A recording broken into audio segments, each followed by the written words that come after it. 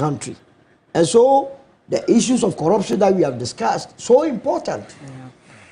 He has promised that he will look into the issue of the collapse of the banks. It is something that is dear to the heart of many. How did we end up spending about 25 billion when we could have saved the banks with 9 billion? That question must be answered. He's talking about COVID expenditure. Yeah. How did we have funders at the airport collecting money to the tune of $95 million? Then you ask the former Minister of Health, and your man, you say he doesn't know about them. You ask the, what's the name? Transport Minister. He says he doesn't know about it. You ask the Ghana Airport Company. They say they don't. So that is a key matter that has to be dealt with. The National Cathedral, building in the name of God, $312 million have gone into the drain. We only have hope to show for. The mood was they expect the president-elect to deal decisively with it.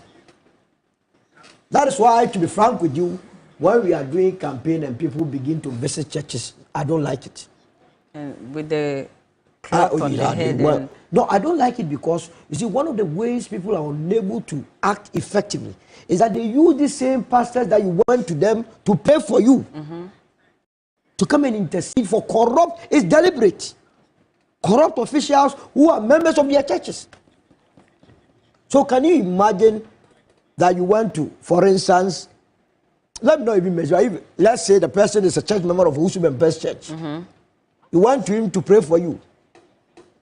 The member has stolen from the state. You want to deal with the person. The president receives a call from this man of God. I don't know whether we are men of Satan anyway. You get my point? Then the person appeals to that, Mr. President, he's my small boy. How do you balance the two? You get my point? So what, men of God should stay away from... They should stay away. They should allow the president to work.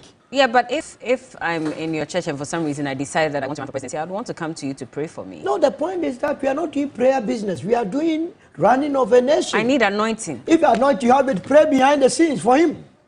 I agree with him plenty. This introduction of religion into our we have to be very careful. And you see, we saw the flag. Hold on, Senor. They have construction companies. They have gold concessions. They are leveraging their influence. Because we've seen the flag bearers for the two major parties visit men of God to pray for them. That is the problem we have. That is the problem. They all need to stop that. They have to stop that. If one go to your church. Look, no amount of prayer will change the person who is so hungry. You think it was somebody's prayer that changed my mind? Show off your best skin with Nivea Nourishing Cocoa Body Lotion. Now with 5-in-1 Complete Care. Today they just want to stop me before I start, so you have stopped for you. Yes, I wanted you to wait. I want you to wait your turn. No, there was no Dr. Norman, no. I was going to go to Dr. Norman. It's no problem. Then you come in. No problem. Unless Dr. Norman wants you to speak. Oh, please, I yield to her. You are yielding to. Senor. This is my brother. Bona. We are listening, Senor. I'm saying that there are people who have been reaping and raping this state. They go to church and they sit on the front seat. They are harvest committee chairmen. That's it. Some of them are church elders. I beg you in the name of God, please, this church matter should go. They are in the mosque. On Friday they go. Some of them call themselves sheikhs. And they all end up facilitating loot. So please, this religion that we are bringing into our government doesn't work. Okay. China, they are not Christians. They are better than we are. Some are Christians. China is majority not Christian. The Christian will be 0.something%. It can't even be 1% in China.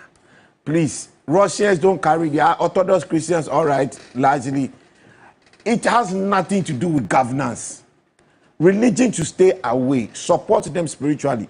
I believe in Christ. I also support my brothers who are also Muslims. I think that the God is one. Anybody, you can use any route to get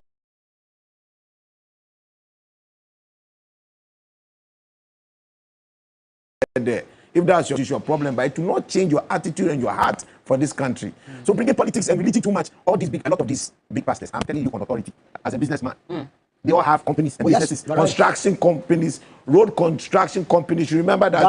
I'm a former GHA. Men of God have Galamsey sites. I am telling you, yes. Galamsey sites. Men of God. But you see that time when they leverage this following and the people are supporting them, politicians are afraid they'll use their puppet against them. So anything they want, they let them go. Didn't you, one of those pastors, Ben Power, whatever, wasn't he Sunday last time was telling his members how you deal and manage politicians? Okay. Look at this kind of language. Okay. Jeju. Let me just go to Dr. Ishmael Norman, and I want us to come back to the declaration, and of course, in terms of security as well, how should we manage this so that even for supporters who may be jubilating, we can control the level of jubilation so that we don't end up with any casualties, any disturbances. The same way we also have to manage, those who are also not too happy with the results. How should the state security handle this? We are all one people, one nation. Even if you are an NDC and your neighbor is MPP and you want to jubilate, please invite him or her to the event. If you have food like we do in Salah, if you are sharing food, give him some. Because then they don't feel neglected. They feel included. Because the whole policy of President Haman is about inclusivity. So be happy for the victory. But don't insult the other party. Don't insult anyone. Because elections come in 4-year cycles. And so be careful who you offend today. Tomorrow he will be the one offending you. Let us stop all that nonsense. If we say we are Christians, we are Muslims, we believe that Ghana belongs to all of us. The victory of Mahama is victory for everyone, even if you didn't vote for him. If you didn't vote for him, of course, we're all celebrating. But I was just asking that, in your estimation, how should the state security also manage the situation? All right. Yes. I believe that the Ghana police so far had done well, except the few skirmishes that we have noticed. And even what impressed me so much about them, with the incident that happened at Wutu Senya, they grabbed the perpetrators. And each event they have grabbed the perpetrators, and they are doing well to prosecute them. They should continue to work. I know they are tired. Some of them are very tired. But they should continue to safeguard the citizenry, because it is part of their responsibility. If Ghana ever needed them to be alert, this is the moment. Until the declaration is made, until the new government is sworn in, there will be tension in this country between MPP and NDC. They should monitor stealing of government equipment and government vehicles, because it's going to happen. And they should be ready to prosecute, collect the data, collect the evidence. If the cameras on the roads are not working, they should activate them. And the police should wear the body cam, so that when they are talking with big men and women in this country, they should be recording what is happening. So that if there is any event, any accusation, any crime, they at least can help to collate the evidence against the perpetrator. What advice would you give to President-elect Mahama? He officially, when sworn in, becomes the Commander-in-Chief of the Ghana Armed Forces. And so security is also, falls on his lap. When it comes to the issue of security and how to manage it in this country, what advice would you give to him when he assumes that position? The only opportunity that he has today is to talk to the people of Ghana, thank the people of Ghana, which I know he's going to do. The government of the country is still in the hands of President Akufo-Addo. Yeah, that's what I'm saying. Eventually, when he's sworn in, and he becomes the Commander-in-Chief, then I believe he will handle the security issues very carefully. Because if you don't, that means that you are not a leader. One of the things we don't do in this country is that for a very long time, we have not expanded our prison system. Our criminal justice system is very poor. Some of our prosecutors are not well trained. So that the man has too much on his table. And I sometimes feel sorry for him that he has won the victory, but to deliver is going to be hard. It's going to be harder than when he was running. So one of the things you need to do, get a competent IGP. Okay. The one that doesn't swear to Jesus that the police force is now born again. I don't want to hear that kind of talk about secular government. We are a secular government. He should maintain Dampare. I haven't mentioned his name. Oh, you're just he saying he should get a competent IGP. So I'm just throwing in that IGP. question. Should he maintain Dampare? That will be his choice. Okay. But the way that Dr. Dampare had gone in the past with the current government, with the things that have happened without him taking action, by somebody small does something big, then they are after the person. But when a big man does something bigger, they do nothing. So for me, I think it's about time to change. Okay. And there are a lot of things that need to happen in terms of administration of the criminal justice system. The judges need to be reschooled about delivering justice, not on the basis of identity politics, but on the basis of evidence, the preponderance of the evidence. If there is... But that's the training they are giving today. Who is giving them the training? That's what they all get trained at the judicial service. No, I disagree. I'm also a lawyer. Yeah, but that's what I don't practice, but I know that the Judicial Council doesn't train you to become corrupt. I'll let you hold on. I'll let you hold on because we've just seen Madam Gina Dupe-Mensah, the returning officer of the Electoral Commission, walk into the auditorium ready to address the crowd. And so we're going to head straight to the head office of the Electoral Commission as she officially announces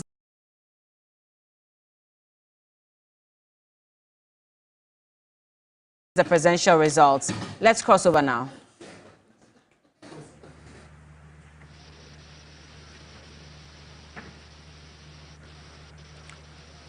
Good evening.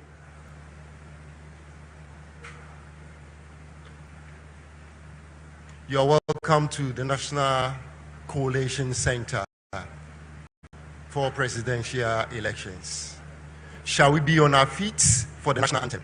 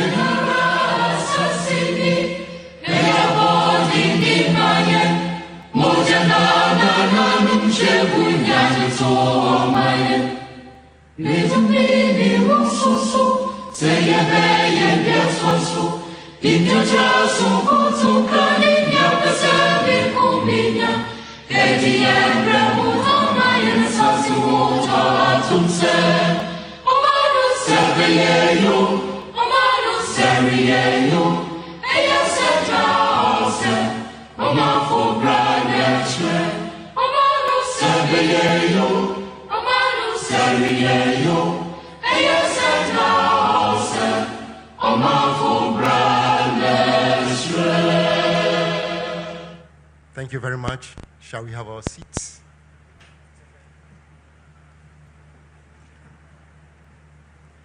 We would like to start this program with an opening prayer by Reverend Ikuya Ofori-Boateng.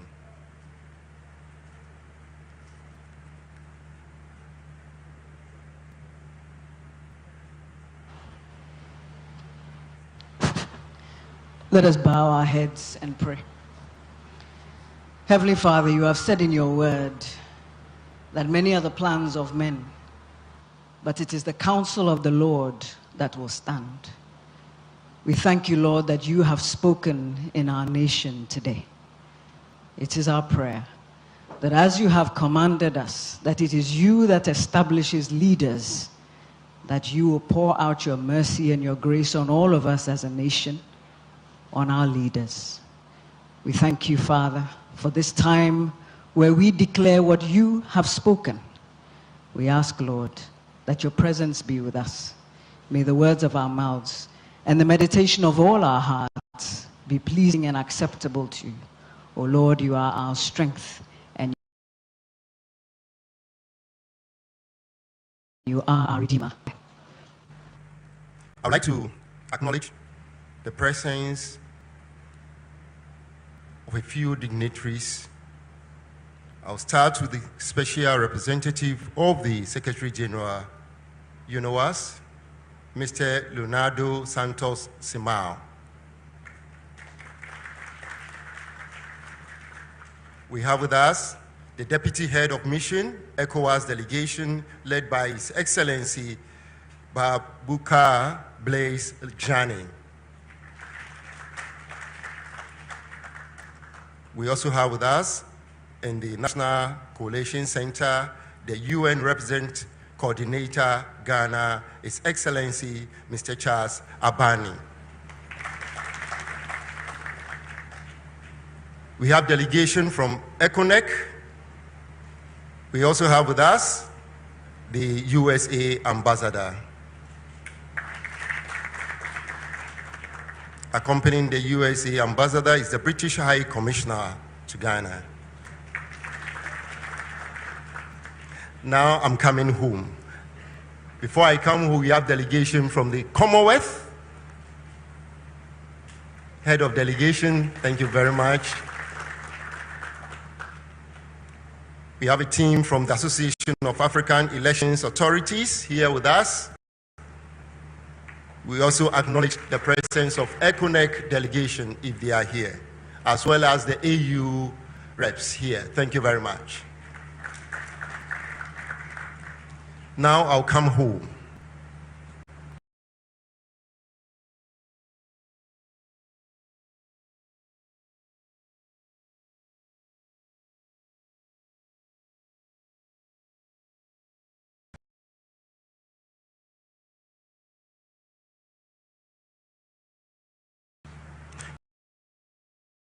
With us, we have directors and deputy directors from the Electoral Commission of Ghana. Can we see you? Can we see you and wave? Please. Now I go to the commission members. Here with us is Commission Member Professor Peter Apiahene. Also here at the high table, we have Commission Member Hajia Salima Sani Muhammad. The one who said the prayer is a commission member, and she is Reverend Ikuya Ufori Boateng.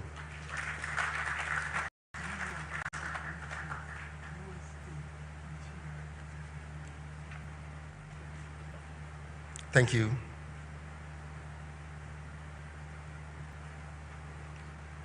I'm told the EU Ambassador to Ghana is also here. And the Director of USAID is also here.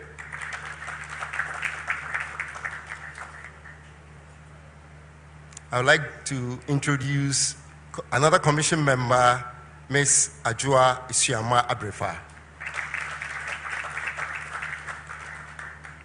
And now I go to the executive commissioners. At the high table, we have Deputy Chair in charge of Corporate Service, Dr. Bosman Eric Asare.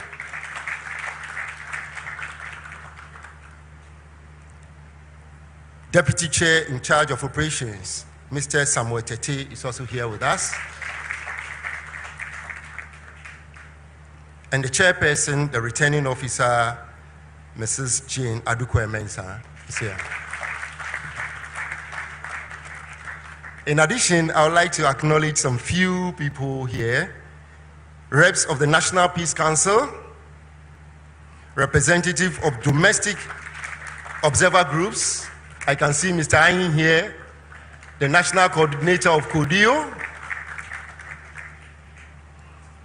reps of other international observers, members of both local and international press and media houses. Shall we see your hands? The local and international press houses with us. And last but not the least, I would like to acknowledge the supporting staff, members of the security services, as well as the members of the ambulance services that were able to come on short call. Thank you very much for coming. And now, the reason why we are here.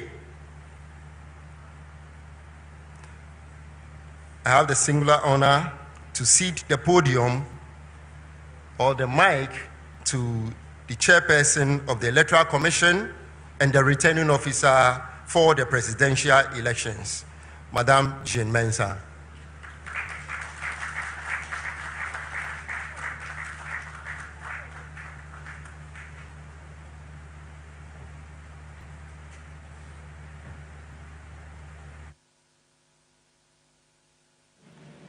Should I go to the podium? Let us go to the podium.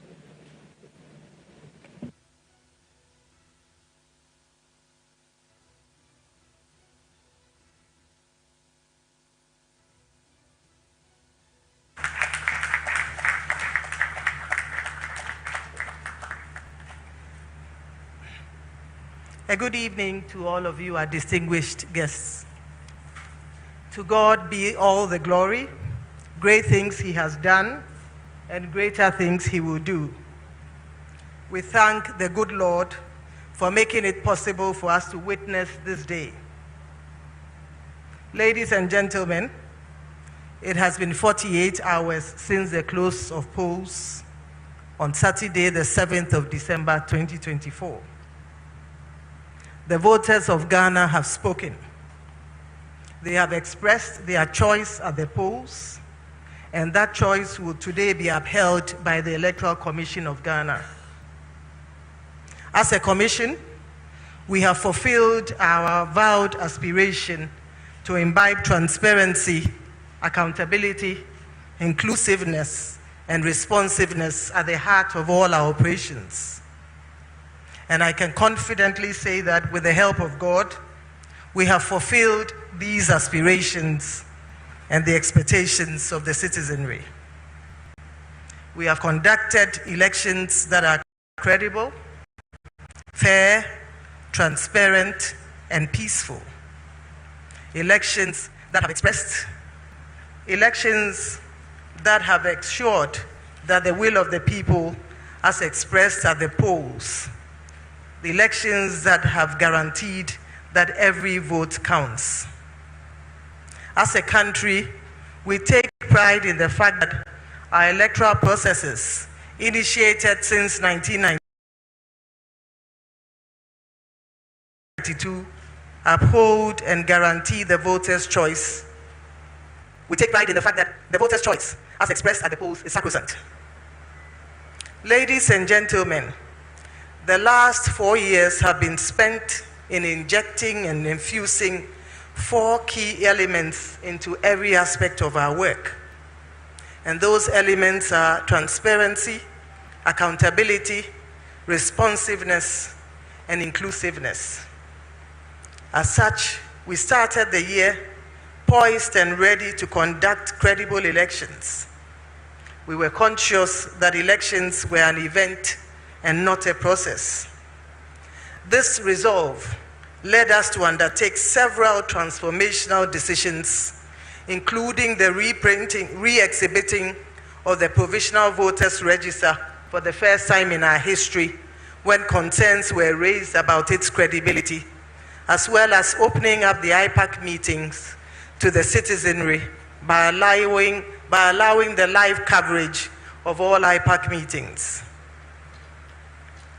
Indeed, the decisions to re-exhibit the Provisional Voters Register to allow a further review by political parties and the citizenry, as well as the demystification of the IPAC meeting, has helped diffuse the tensions that were brewing around the Provisional Voters Register.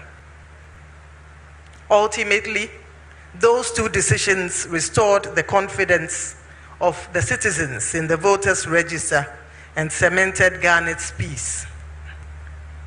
Again, in the spirit of responsiveness, when complaints were made about the 50 pesos charged voters for the verification of their registration details online, the Commission waived the fee and allowed voters to verify their details at no cost.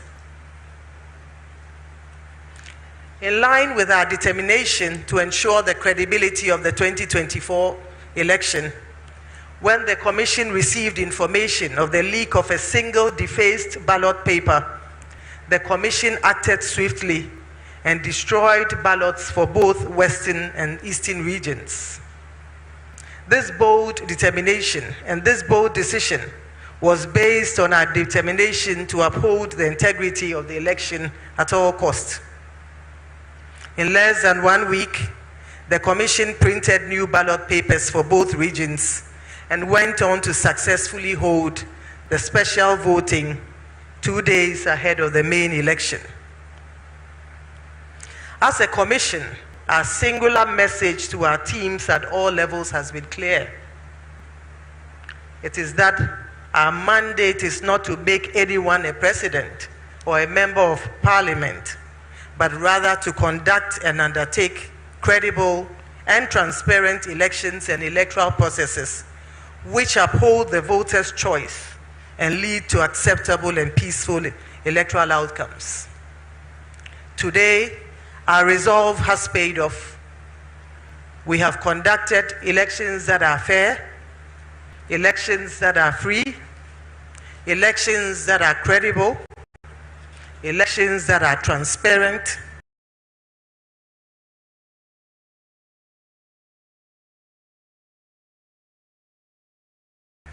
elections that are peaceful, and elections whose outcomes are acceptable by all. So transparent are our processes that any interested political party, media house, or citizen could collate with near precision the results of the election, attesting to the resilient and robust processes built over the years. And we witnessed this with the concession of the Vice President, even before the declaration of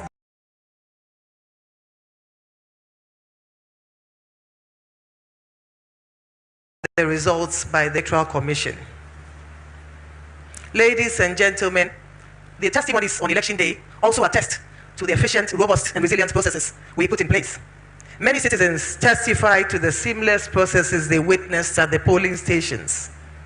The average time spent at the polling station was around 5 minutes compared to several hours and several minutes prior to the 2020 election.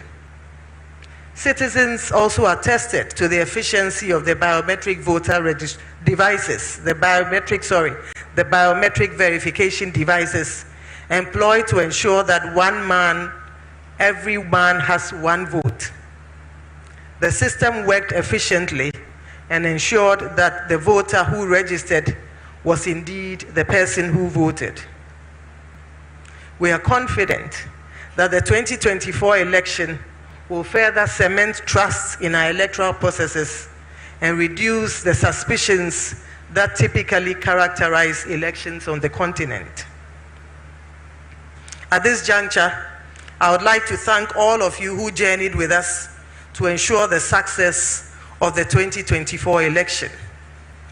To our staff, both permanent and temporary, we say, Ayiko, you have worked hard, put in long hours, plowed the field, and done the spade work at the risk of your own lives to bring us a successful outcome. Our hearts go out to our staff who were manhandled during this time. We wish you well, and we ask the good Lord to bless all of you. To our media partners who have journeyed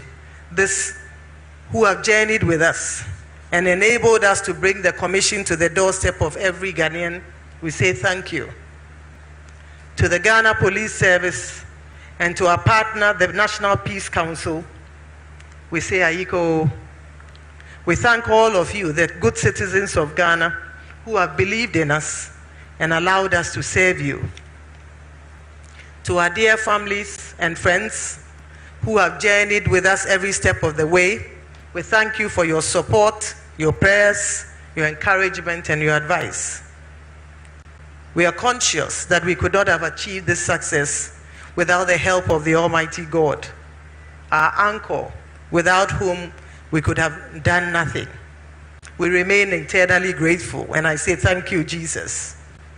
To all our observers from the ECOWAS, from the African Union, from the ECONEC, from the Commonwealth Secretariat, from the West Africa Elders Forum, supported by the Good Luck Jonathan Foundation, from the National Peace Council, from CODEO, from the Association of African Election Authorities, from the European Center for Election Systems, from International IDEA, Frimpong Manso Institute, IDEG, and to electoral commissioners from election management bodies in Africa, namely Uganda, Gambia, Kenya, Liberia, we say thank you for your support.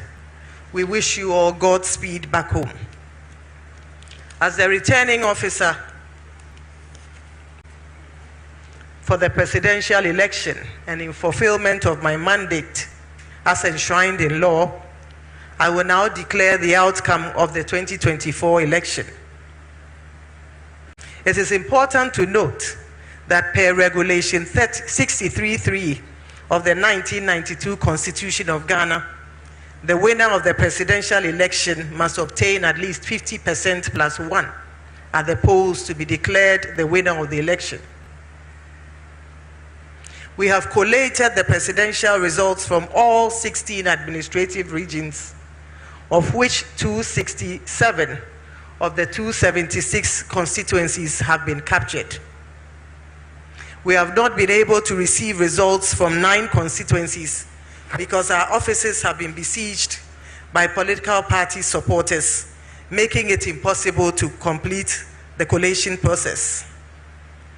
That notwithstanding, the presidential results from the 267 constituencies, including the newly created Guan constituency, clearly established the winner of the 2024 presidential election. Simply put, even if all the votes from the 9 constituencies were added to the candidate who placed second, it will not change the outcome of the election. It is important to note that the Commission will update the records on receipt of the presidential results from the 9 outstanding constituencies.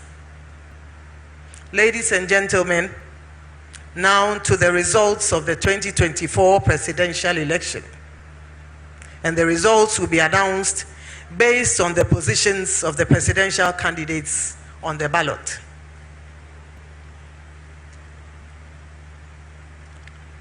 Mahamadou Bawumia of the NPP obtained 4,657,304, being 41.61%. Daniel Augustus Latte Jr. of the DCPP obtained 16,673,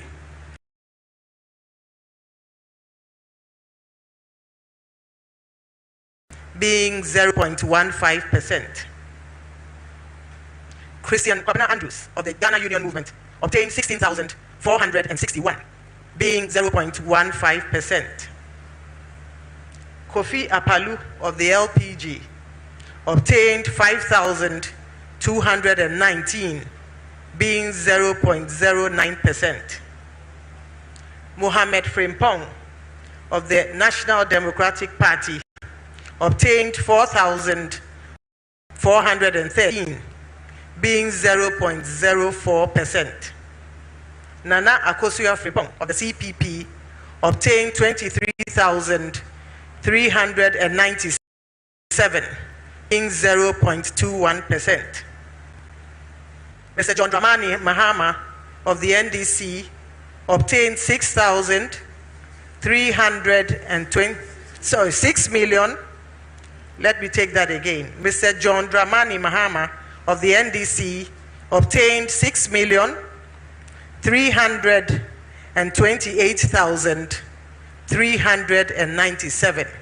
And I'd like to repeat that. Mr. John Dramani Mahama of the NDC obtained 6,328,397, being 56.55%. Mr. Hassan Ayariga of the APC obtained 17,461, being 0.16%. Mr. Kofi Kranting, independent candidate, obtained 3,320, being 0.03%. Mr. George Chumberima Edu, independent candidate, obtained 3,091, being 0.02%. Nana Kwame Biediaku, independent candidate, obtained 84,478, being 0.05%. Mr. Alan Kojo Tremanting, independent candidate, obtained 31,202, being 0.28%. The total valid votes cast add up to 11,191,422. Total rejected votes 239,109. Total votes cast 11,430,531. It's important to mention that the total registered voters add up to 18,774,159. And the percentage voter turnout based on the 267 constituencies stands at 60.9%. 60.9% based on the 267 constituencies. And as I mentioned, this does not include the 9 constituencies whose results we are yet to receive. Ladies and gentlemen, as mentioned earlier, results from the 9 constituencies are still as outstanding. The 9 constituencies are Ewutu Senya East, in Sawam, Aduajiri, Akwetia, Suhum, Techiman South, Domi Kwabenya, Ablekuba North, Ahafo Anon North, and Damango. The total registered voters in all 9 constituencies add up to 947,116. In the event that all the valid voters from the 9 constituencies above voted for the candidate who placed second, the total number of votes he would garner would be 5,604,420, representing 46.17% of the total valid votes, which would have been 12,138,538. The inclusion of the outstanding constituencies would have given the leading candidate 52.13%, which is still greater than the 50% plus 1 required to be declared a winner. And so even with that scenario, he's clearly the winner of the 2024 election. In the light of the above, ladies and gentlemen, I have the singular honor as the returning officer of the 2024 presidential election to declare His Excellency John Dramani Mahama as the winner of the 2024 presidential election and the President-elect of the Republic of Ghana with a total percentage of 56.55%. Congratulations, sir. It is finished. Thank you very much.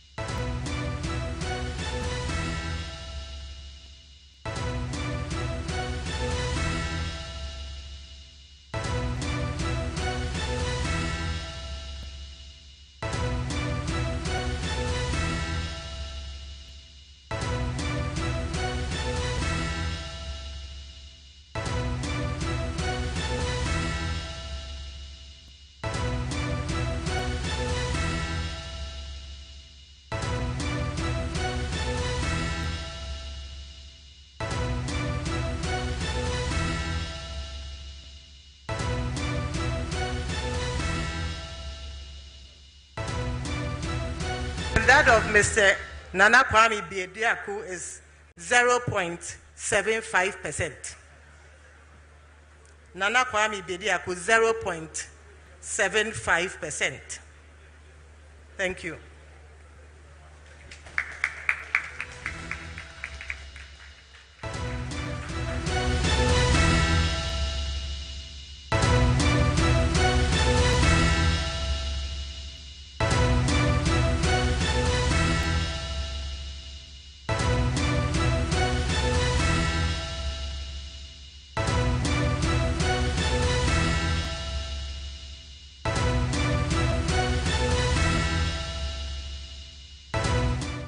All right, and it is official. Of course, the presidential results have been officially declared by the Electoral Commission, of course, done by Madame Jean Mensah, the returning officer of the Electoral Commission. And the results are out, and so we're going to just mention them one more time for those of you who missed out on it. So at the moment, of course, it's been 48 hours since the closing of polls, and she indicated that out of the 276 constituencies, they have only been able to completely collate for 267 of these constituencies. There are 9 outstanding constituencies that cannot be mentioned tonight because there are still a few challenges that the EC is facing with that, and they're working on it. But at least for the 267 constituencies that have come out, they have been able to clearly establish the winner of the 2024 general elections. And so she goes on to announce the figures and percentage.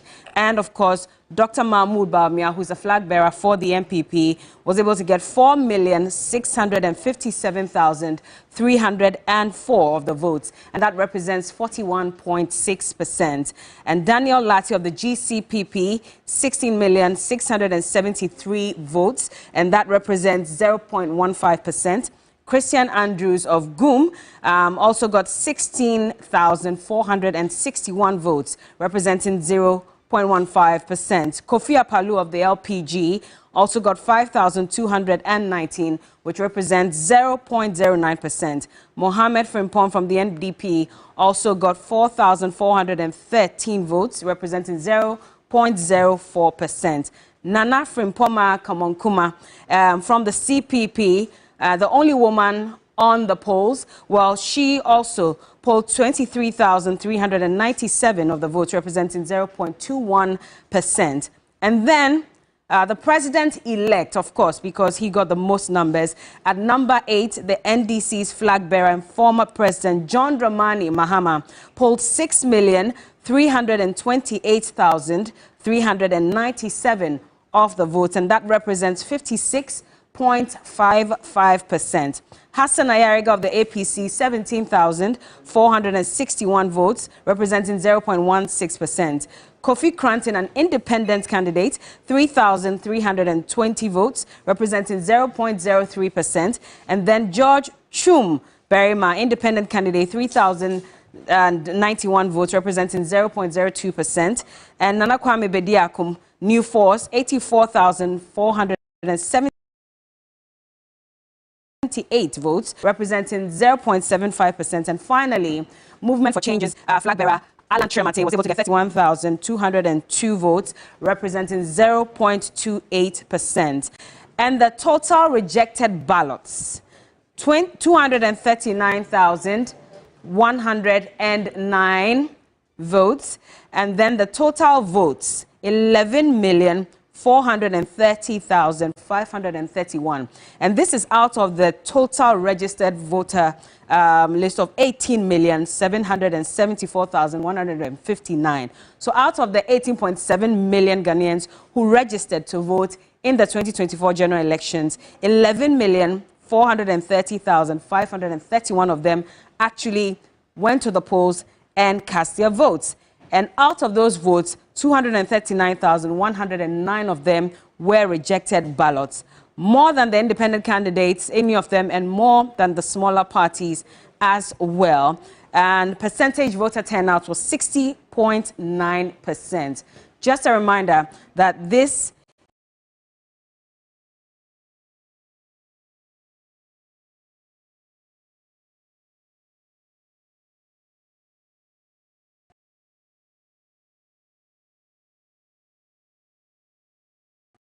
is a compilation of 267 constituencies, because there are still some 9 constituencies that are still outstanding. So as it stands now, President-elect of the DC, and he polls 6,328,397, representing 56.55%. And that is the official announcement that came from the returning officer of the Electoral Commission a few moments ago, declaring NDC's John Dramani Mahama as the president-elect. And you can see on your screens at the moment jubilation from his office at cantonments, where NDC supporters and executives have also gathered, and we're told that he's going to address the public right after the declaration of the results. And so we expect him to speak any moment from now.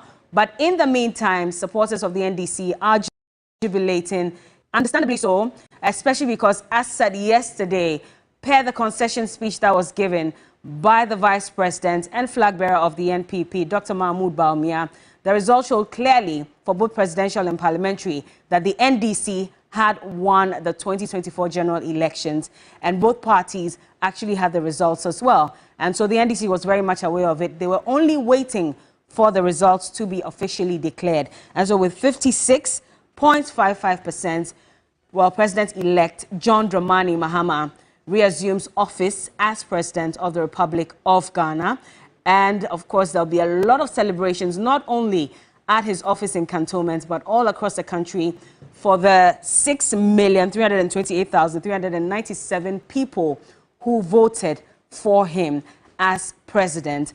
And so that's what you're seeing there, all of them clad in white, a number of them, a few of them actually wearing party colors, but they are celebrating. And on your screen right now, we have the National Youth Organizer for the NDC. Well, he's just gone down, but of course, we just saw him a few minutes ago, and other party executives and communication officers as well, jubilating, celebrating, expected, and we believe that it will go the wee hours of the night. But congratulations to the president-elect, John Dramani Mahama. And yes, that is how the 2024 general elections will end, of course, with some jubilation at his office. And so you see them, of course, a number of them dancing, singing, waving some party paraphernalia as well. And I'm sure in the next couple of minutes, he will be speaking. And so congratulations again to him, and I guess to the Ghanaians as well who voted for him. You'd hear a lot of people say that this was a vote between Ghana and the NPP. And that's what a number of people have said. But at least for the NDC, they'll tell you that this was probably between them and the NPP, and they were able to pull the greatest numbers as well. So we're seeing those live pictures right now. They're coming from the office of the president-elect of the Republic of Ghana, President John Dramani Mahama. And remember that he served 4 terms as president before he was voted out in 2016. Of course, getting replaced by President Nana Addo Dankwa Akufo-Addo. He tried again in the year 2020, hoping that he could resume office, but unfortunately, he was not able to secure that seat. But this time around, overwhelmingly, he has secured the presidency with 56.55%. And of course, Ghanaians came out in their numbers. It's quite interesting to know, however, that the total rejected votes are actually more than the figures that any of the independent candidates or any of the smaller parties actually got. The closest that any of the other candidates, apart from the NPP and NDC, got would be Nana Kwame Bediako, who came in as an independent candidate, of course, representing the new force. He polled 84,478 of the votes. That is even far, far from the total rejected votes. And so the third force for the 2024 general elections is actually the rejected ballots, which is quite troubling, especially because a lot of calls had been made for voter education ahead of the 2024 general elections. And as you can clearly see, maybe for some reason, this education didn't go down too well. We barely saw the NCCE, go around. Of course, we know that they did their very best. We understand that they also have some financial constraints as well. But clearly, that education did not go down as expected, because if that's the case, we wouldn't have had these high numbers, 239,109 of the votes being rejected. So that is actually the real third force. Michael? Yeah. So Finally, results have been declared. But just a quick one on the issue of the spoiled ballot. It's quite interesting that if you add all the numbers from the other smaller parties, they don't even give you the 200,000, which is quite concerning. I think also Alan's performance, I don't know what to make of it. I was expecting a little more. I'm not sure what really affected him in this particular race, because if you look at the number of people who turned out for him, especially at his rallies, I was expecting quite a good run for the NPP's money, especially in the Ashanti region. But he just managed to put a few 10,000 there, and that's quite interesting. It just shows you that, well, the voters have made their choice. And of course, if you look at the results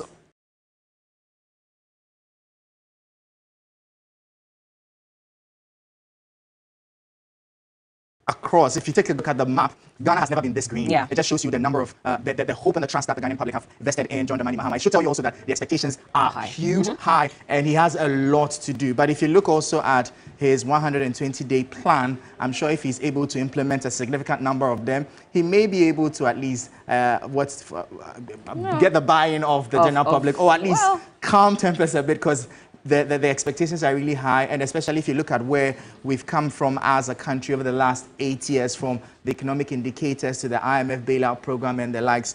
Everybody is looking for answers, and they are hoping that John Mahama would be able to deliver that, turn things around.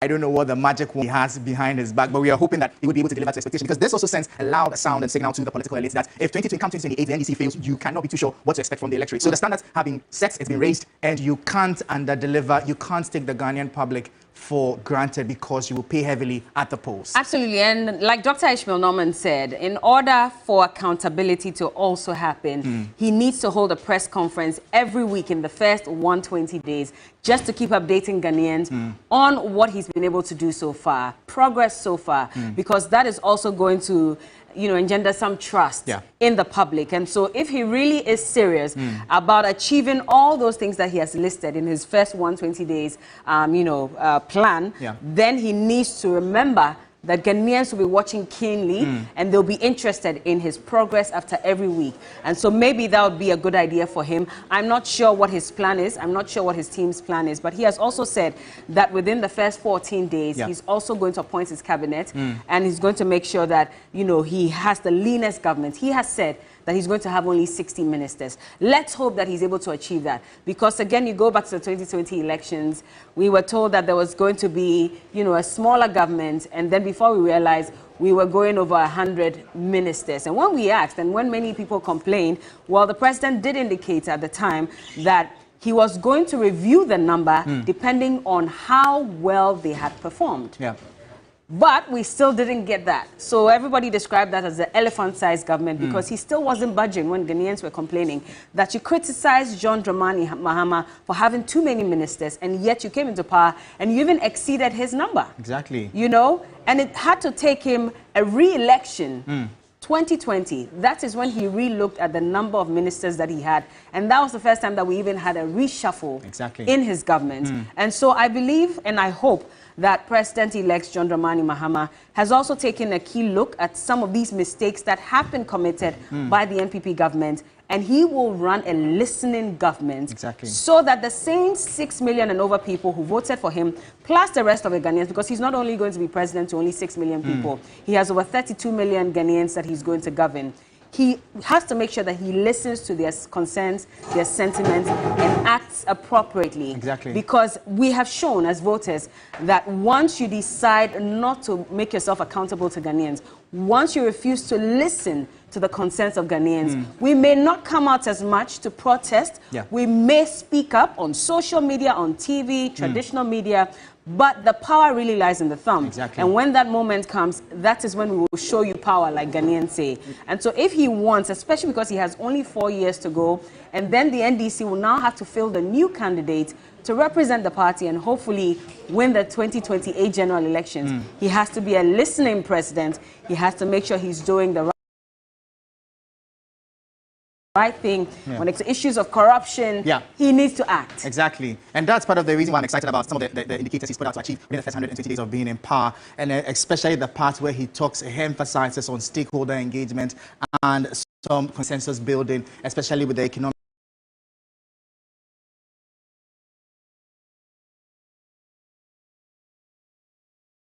issues and the likes. We're hoping that, as he has indicated, he will stick to it and make sure it happens. He also promised to scrap e-levy and a couple of other taxes. Exactly. Tax. So we'll be keen to see whether he's able to do it, because you do know that we're under an IMF program. And he needs to be able to explain to us that he would be able to pull that off, and what their plan is to replace those funds. Yeah, indeed. But, well, our time is up. We have to leave, but of course, Beatrice is here as well. Yeah. But we're handing over to another capable team to take you through the post-conversation after the announcement. And Alfredo Kante is here, Martin Asiedu Date, and Kemini Amano. They are seated and ready, smiling. I believe that the smile is because finally the results have been declared.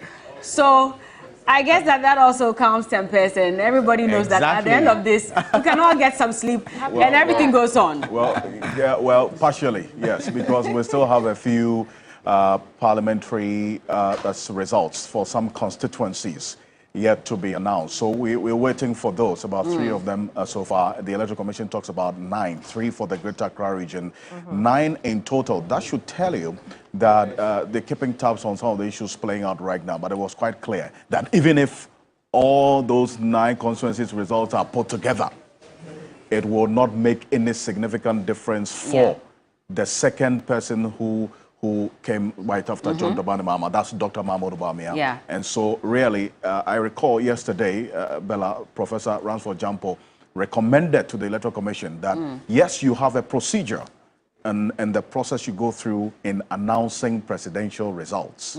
But looking at the tension and the anxiety that the long wait has created,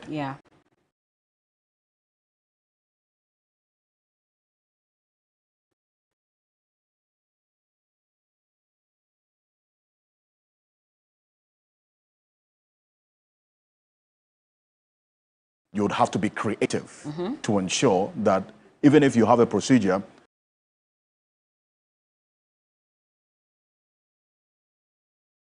go around it and get the results out so that people right now really can get off the tenterhooks and go and have some fun. Exactly. You're still live here on your Election Command Center. This is Ghana Decides. Right now, the die is cast. History has been made. The Electoral Commission has confirmed, and the team is back for the post-election night coverage here on your Election Command Center. We're going to cross over to Tamale right now and our satellite studios there at Kokiti, and Christopher Amwako.